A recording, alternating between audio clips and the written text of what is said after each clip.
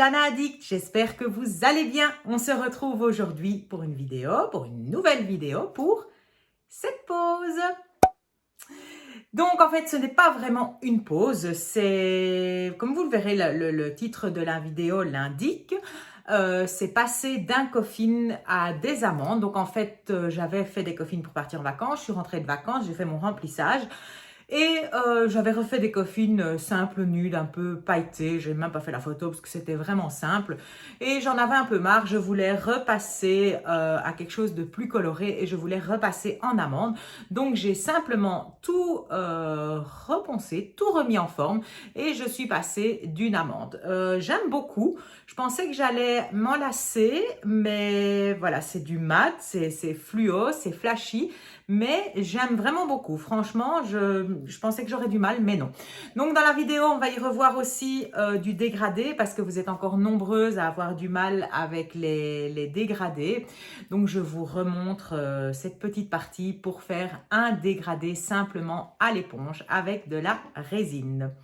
Voilà, je vais déjà vous laisser avec la vidéo. Comme d'habitude, si elle vous a plu, on n'oublie pas de laisser un pouce en l'air et on n'oublie pas aussi de s'abonner à la chaîne. Ça fait toujours plaisir d'avoir des abonnés en plus et de voir que vous suivez vraiment toutes les vidéos que je poste. Je voulais aussi vous remercier, j'en profite aussi pour tous les commentaires que vous laissez à chaque fois. C'est vraiment touchant, c'est vraiment gentil. Comme je le dis toujours, je ne sais pas répondre à tout le monde, mais je vous laisse toujours un petit cœur, un petit pouce pour vous remercier. Donc voilà, n'oubliez pas de vous abonner et de cliquer sur la petite cloche si vous voulez recevoir les notifications pour quand les prochaines vidéos sortent. Voilà, à très bientôt. Bye bye. Voici la pose sur laquelle je vais travailler. Donc ici, vous voyez, j'ai deux coffins et je veux obtenir ce résultat. Alors ne faites pas attention, j'ai des formes différentes parce que j'ai fait des tests. Alors je vais commencer en fait par retirer la finition avec mon embout cône green large. Donc d'abord, je vais venir raccourcir un peu et déjà faire un peu une forme amande. Celui-ci, je dois le raccourcir plus évidemment parce qu'il est plus long. Donc tout en raccourcissant, je donne le mouvement de l'amande. Ensuite, je vais venir passer sur l'ongle avec mon embout pour venir juste retirer la finition. Je ne dois pas retirer de matière vu que là la matière est bonne, les ongles viennent d'être faits et je ne dois pas écraser l'apex, je ne dois rien retirer d'autre que la finition ou la couleur si vous avez de la couleur. Donc je passe vraiment très légèrement pour matifier cette finition.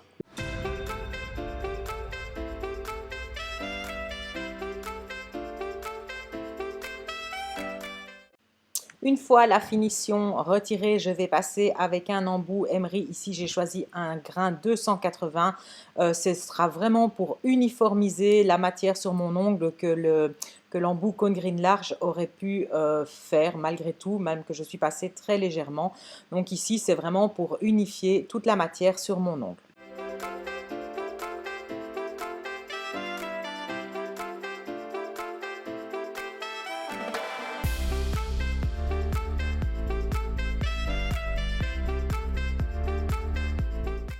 Maintenant, je vais redonner la forme amande à mon ongle. Donc, je vais d'abord passer sur la pointe en inclinant ma lime pour donner le biais de l'amande.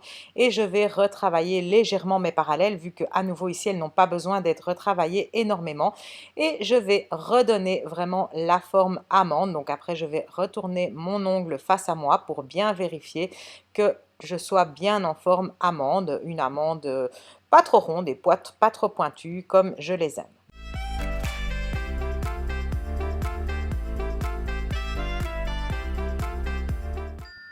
Ayant modifié ma forme, on est venu limer dans la masse. Donc je me retrouve avec des facettes sur les côtés, donc ce qui est tout à fait normal. Donc je vais refaire simplement un petit passage portefeuille. Alors attention, quand je suis avec la lime ici, je lime vraiment très léger parce que je vous le répète, je ne veux pas retirer de matière, donc mon limage est très léger. Je ferai exactement la même chose sur l'autre doigt, mais l'autre doigt, comme je vous ai dit, c'est un test que j'ai fait, ce sera sûrement dans une prochaine vidéo YouTube.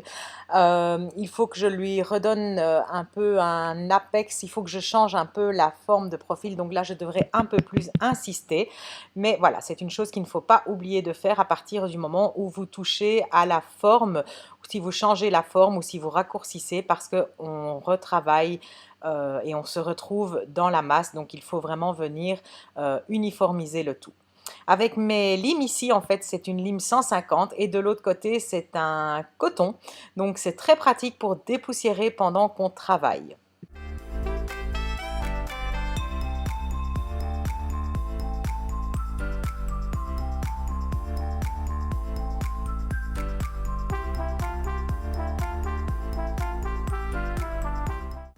Donc de nouveau, comme on a tout remis en forme, on a récupéré de la masse sur la pointe et par en dessous, donc comme vous pouvez voir ici. Donc je vais passer avec mon petit embout, qui celui-ci vient de chez Fraise Nail Shop. Bien sûr, tous les autres, tout le matériel que je vous présente ici, en général, non, c'est pas en général, c'est tout le temps vient de chez Jana Nails, que vous pouvez retrouver sur jananailsbelgique.be. Et quand il ne vient pas de chez Jana Nails, je vous dis où je me le suis procuré. Donc ici, en l'occurrence, c'est un embout qui vient de chez Fraise Nail Shop, pardon, que j'aime beaucoup pour venir creuser par en dessous. Donc voilà, ici je creuse pour retirer l'épaisseur. Ensuite, maintenant, je vais renettoyer mes cuticules avec le repousse cuticule de chez Stalek, pardon, qui est en vente toujours sur le site jananailsbelgique.be. Donc je viens repousser mes cuticules et je les nettoierai après avec la ponceuse. Alors je voudrais juste encore le répéter, le resignaler, ne faites pas ça si vous n'avez pas suivi de formation. Quand on repousse une cuticule, on a l'impression qu'on la repousse simplement, mais non, il y a vraiment des choses à respecter, des choses à faire. Si vous ne faites pas ces choses-là correctement, notamment déjà au niveau de la repousse de la cuticule, vous risquez de blesser, vous risquez d'abîmer la plaque de l'ongle. Donc voilà, ici je vais travailler avec un nouvel embout que je suis en train de tester, qui me plaît beaucoup, qui sera sûrement prochainement à vendre aussi. Donc voilà, je le répète, s'il vous plaît, ne faites pas ça si vous ne savez pas ce que vous faites, si vous ne savez pas où vous utilisez l'embout, parce que l'embout, il s'utilise aussi bien sur l'ongle, mais il s'utilise aussi bien sur la peau que sur l'éponychium qui se trouve en dessous de la cuticule qui est sèche. Il y a le ptérygium à retirer. Bref, ce sont des choses que vous devez savoir et que vous ne pouvez pas faire comme ça sans avoir suivi une formation ou sans comprendre vraiment les gestes et les mouvements que vous faites. C'est très, très, très important. Ce sont des formations, moi par exemple, à partir de maintenant, dans les formations, je vais même travailler avec des photos qui ont été zoomées pour bien comprendre où les embouts se placent, où ils doivent poncer, parce que des fois, même quand on fait la démo devant une élève, on ne voit pas aussi bien que sur une photo zoomée. Donc j'ai estimé qu'à partir de maintenant, dans mes cours, il y aurait vraiment ces photos zoomées pour bien comprendre où se place l'embout.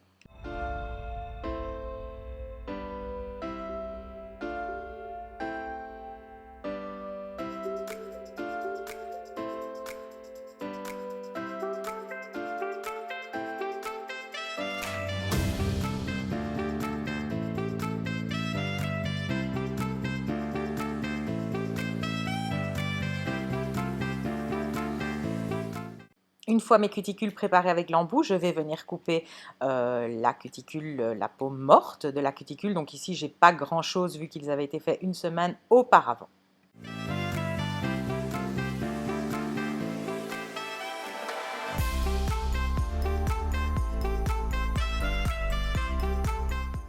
Pour couper mes cuticules, j'ai bien sûr utilisé le ciseau Stalek 41/1 by Nina Novakovic, qui est une distributrice de chez Jana Nails. Alors maintenant, je vais utiliser l'embout #M de chez Jana et de l'huile pour venir vraiment faire un gommage de la cutie pour avoir quelque chose de parfait, pour pouvoir poser ma couleur correctement.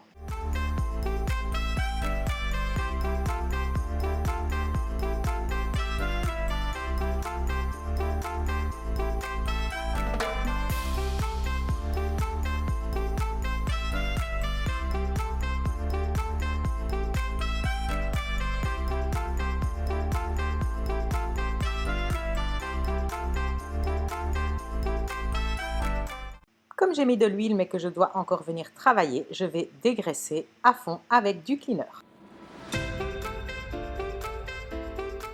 On va maintenant venir mettre la couleur, donc ici on va faire un dégradé. Alors pour ça, je vais appliquer le J-Lac numéro 1. Donc je vais l'appliquer vraiment correctement et avec un petit pinceau, bien le placer au niveau des cuticules. Et je vais venir mettre de la résine dessus avant de le catalyser, pardon. Et une fois que la résine aura été saupoudrée dessus, donc il faut bien faire attention quand on met la résine, prenez bien votre temps et regardez à ce que tout soit bien mat, qu'il ne reste plus de parties mouillées au niveau de la couleur.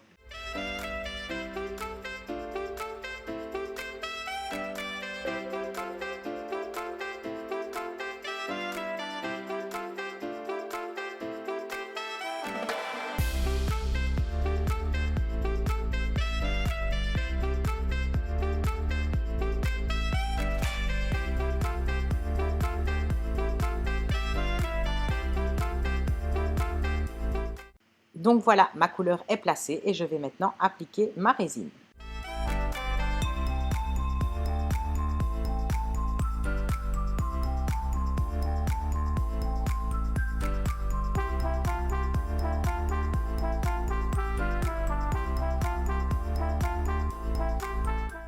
Une fois catalysé, je n'oublie surtout pas de dépoussiérer, de retirer le surplus de résine et je vais venir ici faire mon dégradé. Donc comme vous l'avez vu, je vais utiliser la couleur 146 en J-Lac et le 143.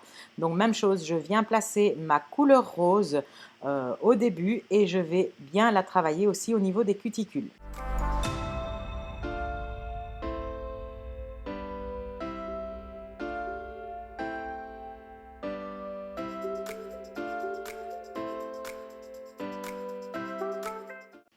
Je ne sais pas où a disparu le morceau de vidéo où je mets la couleur jaune, mais bref, après avoir mis le rose, je suis venue mettre la couleur jaune, le 143 en J-Lac. Et ensuite, je prends une petite éponge à dégrader dans une pince et je viens tapoter. Donc, je tapote d'abord bien au milieu et après, je fais des petits mouvements du haut vers le bas pour bien venir dégrader mes deux couleurs.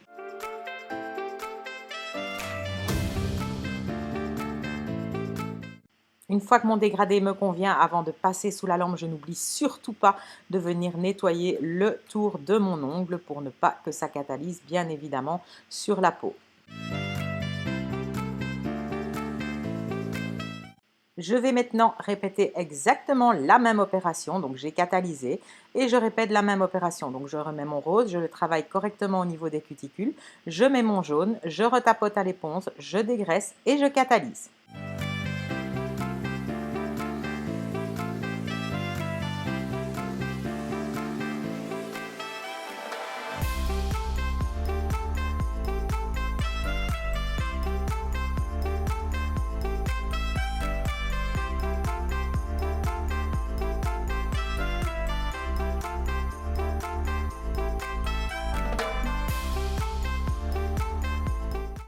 Avant de catalyser, je regarde toujours quand même bien face à moi, je prends un peu de recul pour vérifier si mon dégradé me convient vraiment et je peux toujours venir un peu le retoucher s'il ne me convient pas. Et donc après, je catalyse.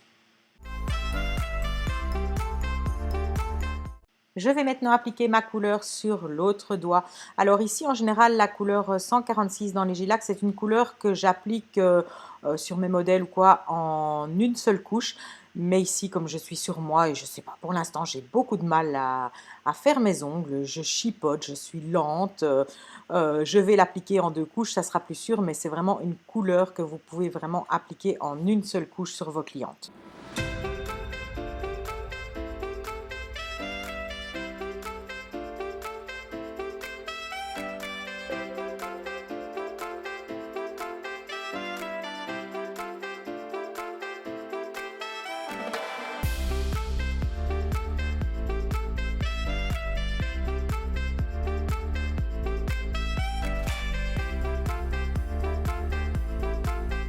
Maintenant, avec mon Cathy Magic Brush, je vais venir faire la French ici avec le Génie in a Bottle Zanzibar. Alors, pourquoi j'ai pris le Zanzibar et pourquoi je n'ai pas repris le Gilac 143? Parce que les génies sont un peu plus pigmentés. Le Gilac 143 est déjà très très pigmenté, on sait le mettre aussi en une couche. Mais ici, comme je travaille sur du rose directement, j'ai préféré prendre le Génie In a Bottle Zanzibar, qui est le jaune fluo et qui est vraiment à une microtane près le même que le 143. Donc, je vous laisse avec la French. Si vous voulez vraiment revoir les détails avec la French, j'avais fait aussi une vidéo à ce sujet que vous pourrez retrouver. Je vous la mets aussi dans le petit i.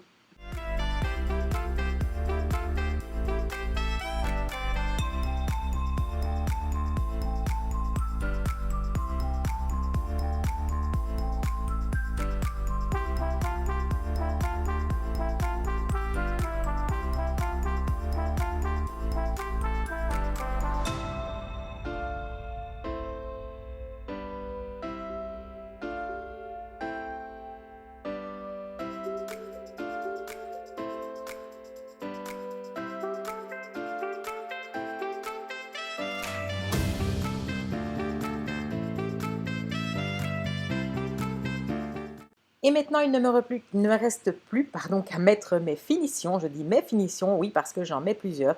Donc, sur l'ongle avec le dégradé, je vais venir utiliser la finition Flake Top Coat. Donc, c'est une finition qui comprend des petits morceaux de flake. Alors, vous allez voir comment je la travaille. En fait, donc, c'est une finition qui est un peu plus épaisse et à cause des flakes, des fois, elle ne se place pas très bien. Donc, en fait, moi, je viens placer mes flakes, je viens placer une fine couche sur l'ongle en plaçant des flakes et puis je viens mettre la finition sur ma petite palette et avec un fin pinceau, je viens replacer les flakes là où je veux qu'ils aillent et j'essaye de lisser au maximum la finition pour que tout soit bien lisse.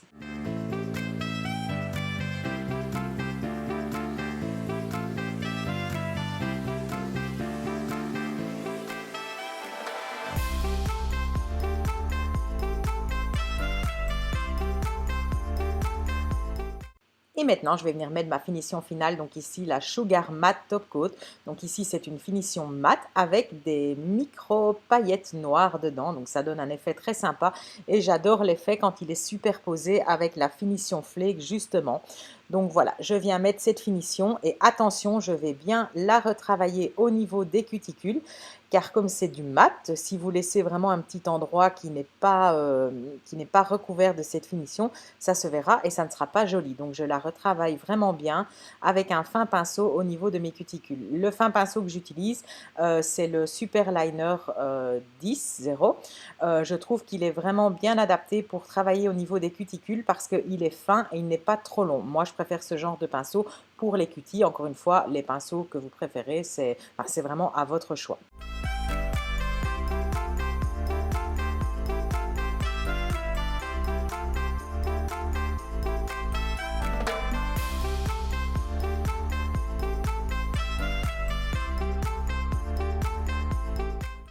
Et voilà le résultat final de la pose. J'espère que cette vidéo vous aura plu, qu'elle vous sera utile quand une cliente voudra repasser d'un coffin à un carré et qu'elle vous sera utile aussi pour revoir les dégradés. À bientôt, bye bye!